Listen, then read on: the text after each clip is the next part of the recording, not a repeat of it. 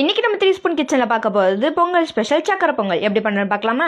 அதுக்கு ஒரு கிண்ணத்தில் 200 கிராம் பச்சரிசி சேர்த்துட்டு தண்ணி கொஞ்சமாக சேர்த்து நல்லா அலசி எடுத்துக்கோங்க. நம்ம அலசி வச்சிருக்கிற தண்ணியை பொங்க பானையில் சேர்த்துக்கலாம். பொங்க பானை நிறைய அளவுக்கு தண்ணி சேர்த்துட்டு அடுப்பில் வச்சிடலாம். நம்ம சேர்த்துருக்கிற தண்ணி கொதி வந்து பொங்கினதுக்கப்புறம் சாமியை நல்லா கும்பிட்டுட்டு பொங்க பானை 3 தடவை சுற்றி கொஞ்சம் கொஞ்சமாக அரிசி சேர்த்துக்கலாம்.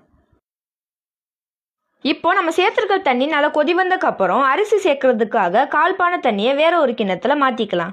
நம்ம எடுத்து வச்சிருக்கிற 200 கிராம் பச்சரிசியை தண்ணியில் சேர்த்துட்டு அரிசியை நல்லா வேக வச்சுக்கலாம். அரிசி நல்லா வெந்ததுக்கப்புறம் 400 கிராம் வெல்லத்தை நல்லா தட்டி உள்ளே சேர்த்துக்கோங்க.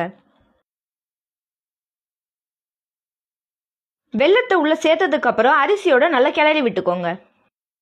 நம்ம சேர்த்துருக்கிற வெல்லம் அரிசியோட நல்லா கரைஞ்சதுக்கப்புறம் ஒரு மிக்சி ஜாரில் 2 சில் தேங்காய் 6 ஏலக்காய் சேர்த்து நல்லா அரைச்சி எடுத்துக்கோங்க. இப்போது நம்ம அரைச்செடுத்த தேங்காய் துருவலை பொங்கல் கூட சேர்த்து நல்லா கிளறி விட்டுக்கோங்க.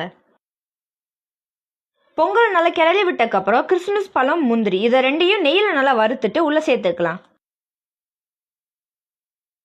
இது எல்லாத்தையும் நல்லா கலந்ததுக்கப்புறம் 50 கிராம் நெய் சேர்த்து நல்லா கலந்து விட்டுக்கோங்க. அவ்வளோதாங்க, நம்ம சுவையான சக்கரை பொங்கல் ரெடி. இந்த சக்கரை பொங்கல் மாதிரி நம்ம வாழ்க்கையில் நடக்கிற நல்ல விஷயங்கள் ஞாபகம் வச்சுட்டு போகி பண்டிகையில் தேவையில்லாத பொருட்களை எரிக்கிற மாதிரி நம்ம கெட்ட விஷயங்களை மறந்துடலாம். நம்ம 3 ஸ்பூன் கிச்சன் ஃபேமிலி அனைவருக்கும் பொங்கல் தை திருநாள் நல்வாழ்த்துக்கள்.